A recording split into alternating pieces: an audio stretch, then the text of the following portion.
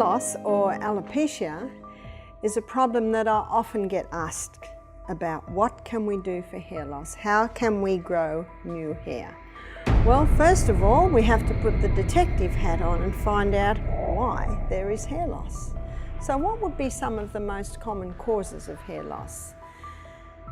Well, one friend of mine, she always dyed her hair. Her hair, she was showing grey hair from a very early age, and so from about the age of 30, she began to dye her hair. Now you can get a hair dye made of henna, and henna is a plant that can dye your hair, and that is not toxic. But my friend did not use that one. She used a chemical hair dye, and little by little it was killing off her follicles where the hair grows. So it can be chemicals on the hair. In this video, Dr. Barbara O'Neill shares invaluable tips on how to grow your hair back and prevent future loss. Discover natural and effective strategies that can help you achieve healthier, fuller hair. Make sure to watch until the end to uncover all of her expert insights. Another friend of mine did not like her very curly hair, and so all her life, from probably about her late teens right up until her 50s, she straightened her hair. Now the solutions that they use to straighten the hair, or for people with straight hair that want curly hair, it is a very toxic chemical. So what happens is, if a person wants to straighten their hair, what the hairdresser does is pull the hair over great big rods like that. And so the curly hair that's this curly, of course, gets pulled over them, and that straightens it. But if a person's got straight hair and they want curly hair, well, the rods are that big and they stretch the hair around and around and around. So whether it's to straighten the hair or whether it's to curl the hair, they put this toxic solution on. It's a strong chemical, and what it does is it breaks all the little joints in the hair, because hair has all these little joints like this. So what it does is it breaks the joints, and then it's molded, of course, around either there for the curl or there for the straight. And then when all of those little bonds are broken and it's been stretched into a certain shape, they rinse off that chemical, and then they put another chemical on to set it. So to set the bonds together, and then that sets the hair structure as straight or as curly. So basically that's how the hair is permed. But when those chemicals are constantly going on the hair, little by little, they kill the hair follicles.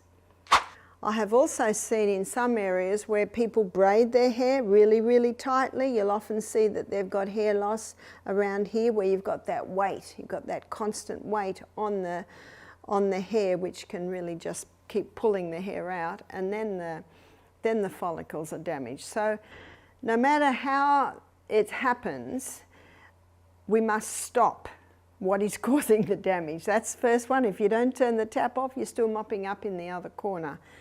Sometimes I see hair loss in a hormonal imbalance. So if it's a hormonal imbalance, then the hormones must be balanced back again.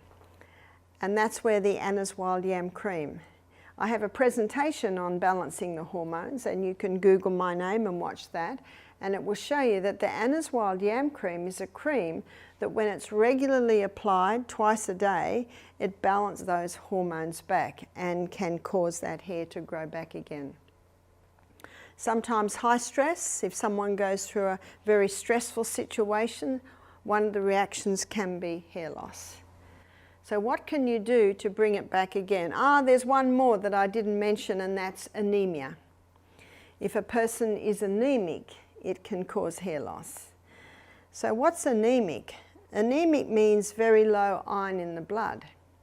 And anemia can be caused because of heavy blood loss at period time. A lot of women suffer from that, and that can cause anemia, and the anemia can cause the hair loss.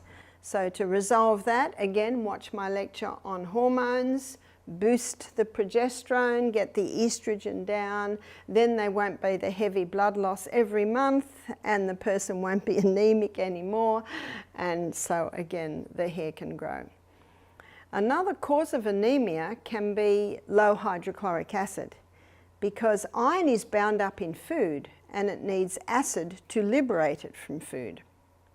So it's very important that the person ensure they have nice strong hydrochloric acid. A simple way to ensure that is to have a quarter of a teaspoon of cayenne pepper in a little bit of water before every meal. If you're finding that a little bit hard, you can have the juice of a lemon before every meal. Important to leave a break between meals. Important not to drink water with your meals because that dilutes the hydrochloric acid. Also important to have a very happy, relaxed environment at the meal table. I target those points in more detail on my lecture on the gut. So the causes of hair loss can be anemia, it can be high stress, it can be a hormonal imbalance, and it can be damage that's just physical damage that has been done to the hair follicles.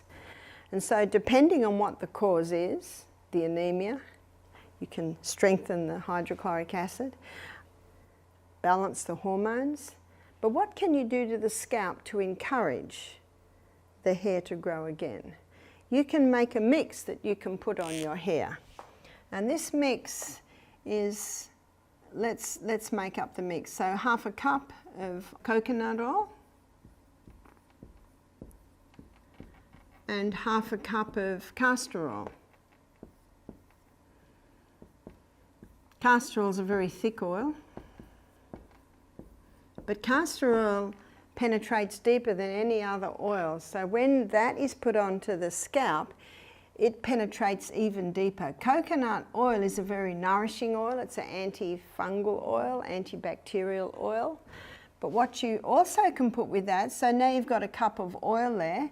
To that cup of oil, you can add 10 drops of rosemary essential oil. Rosemary is a herb that's specific for the scalp.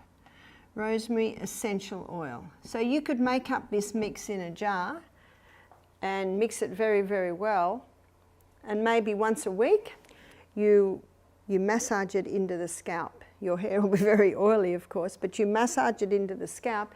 Just even the massaging into the scalp stimulates blood supply to the hair follicles. That castor oil penetrates very deep, and wherever it penetrates, it can revive life into that area. And the coconut also is a very nourishing oil, and the rosemary essential oil stimulates. Every herb stimulates different parts of the body, and this rosemary herb is specific for the scalp. The massaging, so leave it in as much as you can. Maybe you choose a Sunday when you may be going to be home all day. And at the end of the day, you wash out. Now you might need to put shampoo on a couple of times to get all that oil out. Just use a little bit of hot water and then a nice amount of shampoo. And if it's still a little bit greasy, maybe shampoo it again. Now that brings us to the shampoo. There's something that you must keep right away from, and it's called sodium lauryl sulfate. Sodium lauryl sulfate is what's in many shampoos, and sodium lauryl sulfate kills the hair follicles. So it's important to take a magnifying glass into the shop and read the labels. In places like Whole Foods, Sprouts, Trader Joe's, where they have a lot of health foods, so they have a lot of supplements, and they have a more healthier brand of products. So have a look for a shampoo that has no, so we've got to make sure you realise no sodium lauryl sulfate, because the sodium lauryl sulfate is a chemical that causes the foaming of the shampoo, and that sodium lauryl sulfate has the ability to kill the hair follicles in the scalp. So please keep away from that. You can get some very nice coconut-based shampoos. Coconut is very nourishing to the scalp. What's also important, here are some additions to the treatment. So additions to using this once a week. I mean, if you're home a lot, you might even do it twice a week. Exercise. What exercise does is it increases the circulation of the blood to the extremities, and the scalp is considered an extremity. So exercise daily, especially the high intensity interval training. The high intensity interval training, because of the periods of very high intensity, that really gets the blood moving out to the extremities. So that should be done daily. And hydration, keep well hydration. Remember, the rule of thumb is 8 glasses to 100 pounds body weight. That's a good rule of thumb too, to know how much water to give the children. Nourishment. We need to nourish that scalp from the inside, because your scalp is fed by your blood. That's why when you exercise, you get more blood to the area. But when you get the blood to the area, you want it to be well watered. Exercise will automatically put the oxygen in there. And nourishment, we need to be having a high fiber diet, high fiber. We also need to be having generous amounts of protein. Here's your legumes, your nuts, your seeds. So generous proteins. Proteins are the building blocks of the body. And healthy fats. So there's your nuts, your seeds, your avocados, coconut and olive oil. Myself, I prefer the taste of the olive oil. We had a Fijian cook for a while and they preferred the taste of the coconut oil. So whatever your preference is. It's a very concentrated food. You do not need very much, just a little bit, but it certainly can make food taste nice. So nourishment is necessary, and remember, when healing happens at twice the rate, sleep. You want to heal, you've got to get 8 hours. 8 hours, not negotiable, every night. The sleep is vital. The sleep is not negotiable. If you're not used to that much sleep, little by little by little, you can train yourself back into sleeping longer. Rome wasn't built in a day, but little by little by little, as you take those steps that are conducive to good sleep, breakfast like a king, lunch like a queen, light or no evening meal, going to bed early, soft lights, soft music, fresh air coming in, nice clean, natural fibre sheets and pillows, all of this is conducive to a good night's sleep.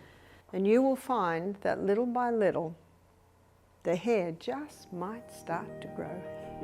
If you found Dr. O'Neill's tips helpful, don't forget to subscribe to Longevity Lounge for more natural health insights. Stay tuned for more expert advice to help you live your healthiest life. Thanks for watching.